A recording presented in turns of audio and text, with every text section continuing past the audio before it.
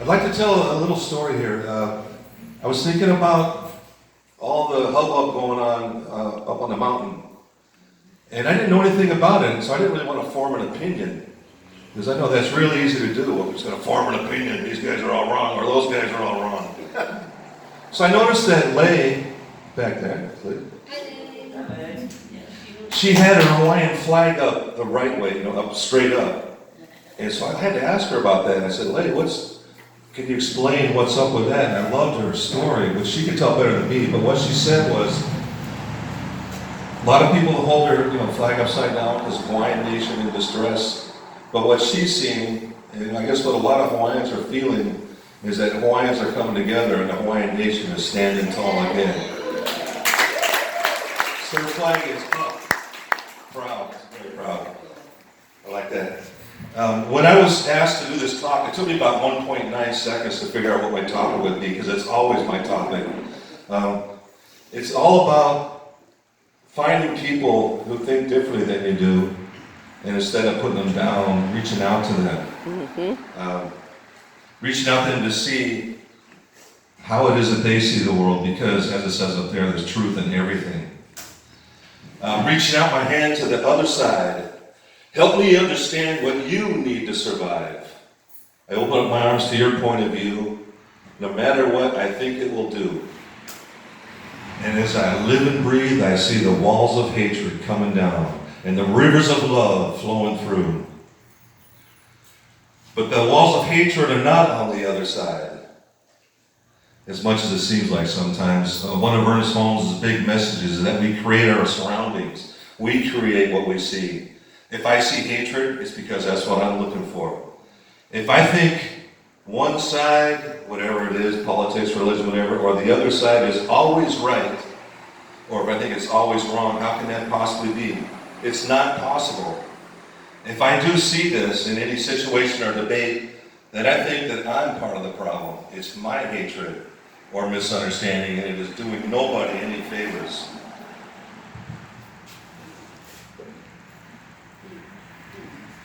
So I work on tearing down the walls of hatred and letting the rivers of love coming through. But it's me that has to do this. Me, not them, whoever them is. I wrote the song that this was from, Reach, that had those lyrics, and maybe it's time for me to learn my own lesson in that you can write a song, but you can't really live it unless you do.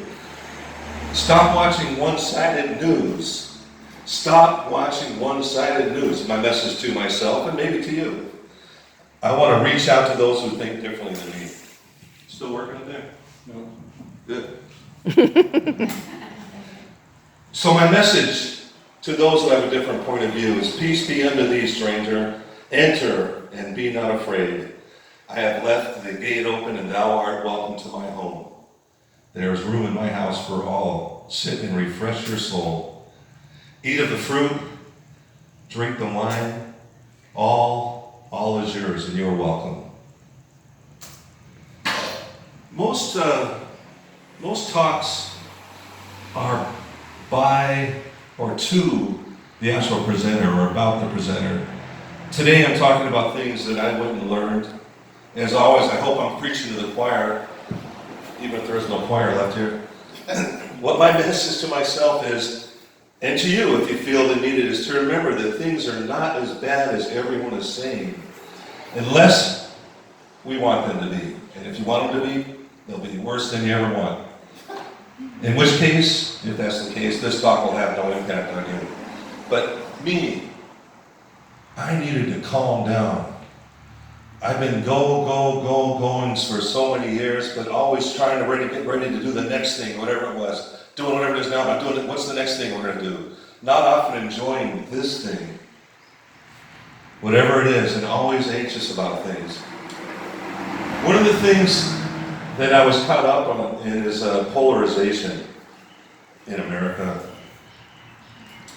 So preparing for this talk, I looked all over the place to see what people were saying about polarization as well as unity. People were talking about what we need to do to make the world a better place. Keep immigrants out. Let immigrants in. Stop restricting business from fouling air and water. Wait, we got to place more restrictions. Someone's talking about libtards. No, we got to save the planet from the wicked Republicans. Tax the rich. Do not tax the rich. There is global warming happening. There is no global warming happening. There is global warming happening. Just stop it. Just stop it, I told myself.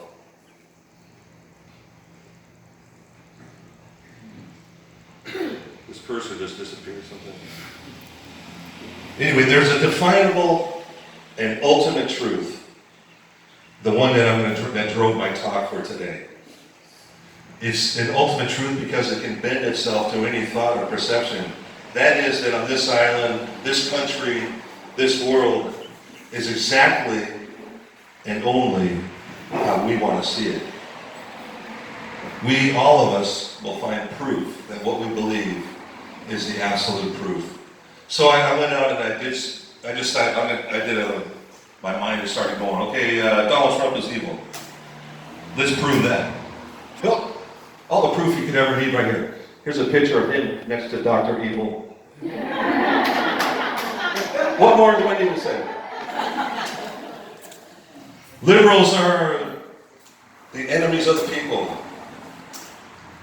Oh, look at this. Here's more proof. Liars, leakers, and liberals. Enemies of the people in London Daily Mail and books all about it. So I could go read all this stuff and prove that too. The polar ice cap is melting. This one's close to my heart, but look, proof, you can go get proof. But, sad to say, you can also go get proof that global warming is a myth. And there's lots of facts and figures and lots of websites and lots of people you can listen to that would prove this. I didn't want to go into it. So then I started doing some freeform thinking. I go, the Dodgers suck. Oh, it went away. There we go. The Dodgers suck. And then they lost in the first round of the division championship series. I wasn't too sad about that. Anyway, lots of proof. And then I went, what's just some free-form thing that can come into my mind, and I'm going to see if there's actual stuff about it on the web out there. And I just went, Mickey Mouse is dead. There can't be anything about that. Mickey Mouse is dead. But here is undisputable proof. He's in a mousetrap. His red X's on his eyes.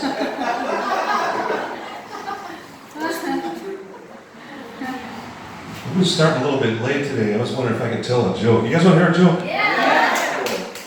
I used to work in a 7-Eleven back in the early 70s. And we used to have Slurpees. I don't know if they still do even. So on this particular day we had cola and berry Slurpees. And a guy walks in with his kids. He goes, hey, everybody, what do you guys want? Okay, sir, we'll have 6 small chocolate Slurpees.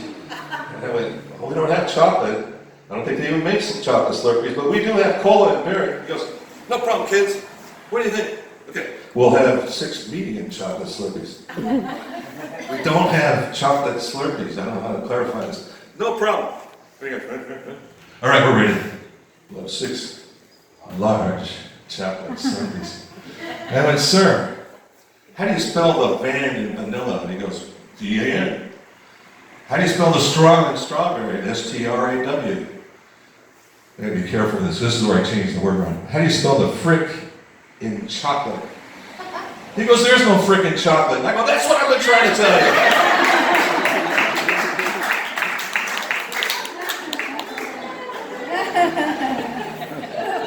And that was provable, right? The thing about everything I just showed is that every one of those statements can be proven if you want. I put funny things up there, but you really could prove it to yourself. For example, I pressed myself to prove that we are not nearly as polarized these days as we have been in America in the past, maybe many times. These times aren't as bad as maybe we're thinking. So I went to do a little proving here, and I started off with the very beginning of America, which was the Revolution. And the war was one thing, that was New Americans versus Britons. But there was a huge and unstoppable divide between loyalists, Americans loyal to Britain, and Americans who wanted to be rebels and have a new country. It was so bad they were tar and feathering people, and if you had a store or whatever and you were a loyalist, you can expect that windows would be broken. And, it's bad times. We move Just after that, we have a new nation, almost divided itself based on the fact that Thomas Jefferson was a states' rights guy and Alexander Hamilton was a federalist guy. It seems like kind of a small thing now, but this was huge back after the war. Jefferson wanted a strong state government, Hamilton wanted a strong federal government. My theory is that almost Jefferson a Southerner and Hamilton a Northerner. Jefferson and all the Southerners wanted to have slave rights for their states, and the Northerners didn't. Next, I thought about a bunch of things in the 1800s. There were so many things in the 1800s that I decided that the entire 1800s were way worse than now. The entire century, from the beginning to the end of the century, was maybe the most horrific. How we possibly survived this century as a country, no one could write or explain. Starting off, well, the War of 1812, but that wasn't really dividing or polarizing, but the border war between America and Mexico, where we decided to hop, skip, and jump down there. Well, we'll take Texas, we'll take Arizona, and then later, we'll take California too. They just discovered gold there like a month before, so we'll just kind of happen to have a ship sailing into San Francisco Bay. We'll just take that too. And then, this man here, Dred Scott, he was a freed slave, and he was going to have to go back home to his non-freed slaves south. But he said, I'm an American citizen. I don't have to go back down there. Indisputable to me. He went to court, slammed down. He went to the next highest level, slammed down. He went to the Supreme Court, who, in their ever-present wisdom, decided that the Constitution of the United States was not meant to include American citizenship for black people. I don't know. The Civil War, you could call it a war. Point at this here. The Civil War, you call it a war, you could say they had these battles and they bravely fought. It was just a bunch of people beating the shit out of each other. It was wholesale slaughter. And you think it would get better after the war is over, but I went to find this cartoon here, and I don't know if you can read much of it. This is Reconstruction in one image right here, and it tells it pretty well. It's a white man's government, and this here says, worse than slavery. KKK, guy with guns, weapons, white league over here. And that's not even the end of the trouble of the 1800s, because in the 1880s, big business really took over the country. And there was no caring about the stuff that just seems normal now. If you had a building that was a fire hazard, just put a bunch of immigrants in there and let it burn down. Who cares? The 1880s big business may have been the worst time in our history as far as division goes. World War I, and not so much the war itself or going to the war, but the fact that in those days it was believed by a lot of Americans that if you didn't go to war, you're a coward, and it meant a lot in those days. More than it does now, thankfully. I could talk for a long time about the House Un-American Activities Committee and its eventual ringleader, Joseph McCarthy, but it was an inquisition. Lots of people lost their careers, their livelihood, very creative people that we love. I'll just name a few. Pete Seeger, do you remember him? He hung around with some communists. House Un-American Activities Committee calls him up and goes, I'm not going to talk to you guys. You guys ain't nothing. Who are you guys? So he got sent to jail for a year. Let's see. Who's again the Citizen? Orson Welles. Citizen Kane, the most famous movie, is the one that did him in, because it was making fun of William Randolph Hearst, who was the anti-communist of the country, right? So he ended up going into exile. You know, if you're ever wondering why there's all these really good movies and stuff he did and then nothing, that's why. Lena Horne, a brilliant singer, great talent, could not find work, and so she just was hanging around people who knew communists, and so her career was over for a while. I think this was the worst era. Charlie Chaplin was not a communist. He wasn't in the party, but he was known to hang out with them. So when he tried to come back to America one day, and he went, sorry, got to go back home, pal. And he never came back until the early 70s when there was like an honorary Academy Award made for Charlie Chaplin. maybe that was our worst, most divisive time. In a lot of neighborhoods, if you were different, like that guy, he's out there looking at the stars, he must be a communist. It's really how it was. Anyone remember these days? Oh, shoot. That may have been the worst time, but I'm going to pick the worst year in American history. And this isn't going to be a bummer the whole way, by the way. There's a light at the end of this tunnel. But this is the bummer year, I think, of all time. When I think about, if someone tells me we're polarized now, I point at this year right here, and it started off with that man being shot, Martin Luther King. Our hope for peace between white and black people was the start of the train happened right there when he got shot. But there was a man who was running for president at that time, who I think would have beat Nixon, who I think, and you can't prove this kind of stuff, I think Robert Kennedy could have helped this situation out a lot more than was done with Richard Nixon in office. And a couple weeks later, after Martin Luther King, he was gone.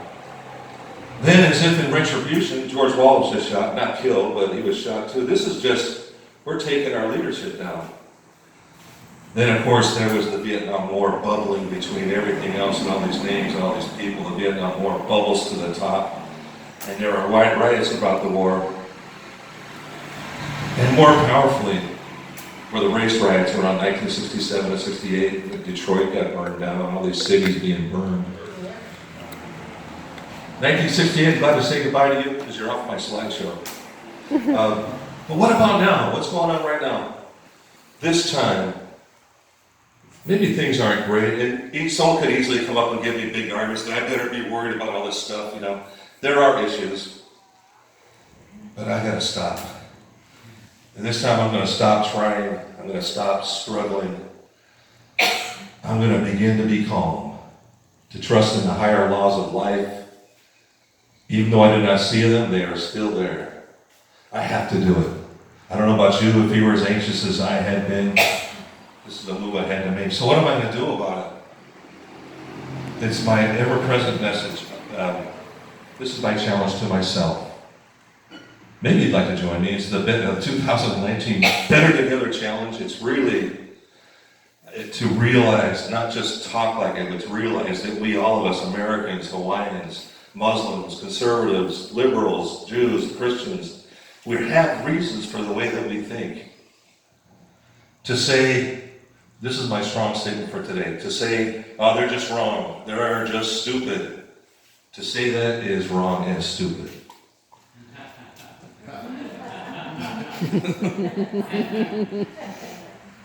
To me, it's like being in those, you're in patrol, the boy white movies, those kind of stuff, or movies of the South. I'm going to reach out to people who think far differently than me, to at least learn where they're coming from. I'll reach out to people who think global warming is a hoax. Where is this coming from? I'll reach out to people who think we should govern our speech with political correctness. Where is that coming from? I'll reach out my hand to people I used to write off as nuts, and I'll just get them to talk. My role, just to listen and learn, not to argue back. I doubt if I'll change my mind on those things, but at least I would understand what the thought process is going from the other way. These are intelligent people we're talking about. I'm thinking about. So here's, as I wrap up towards an ending here, going all right on time. I thought I would come up with a nice little GIF here just to make everyone feel a little huggy and good,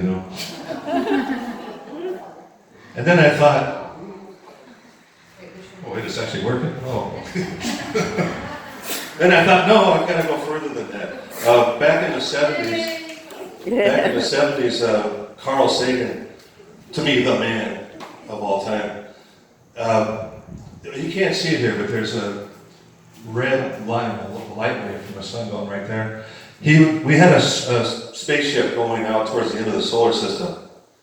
And he said, and he had to fight NASA to get this done. It was a hard thing to do. He said, turn the cameras around. I don't know, maybe it's near Jupiter or something like that. He goes, turn the cameras around and take a picture of the Earth. And that's what they did.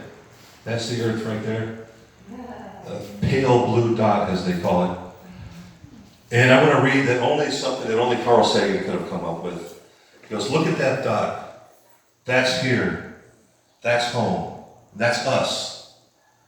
On it, everyone that you love, everyone you know, everyone you've ever heard of, every human being who ever was lived out their lives.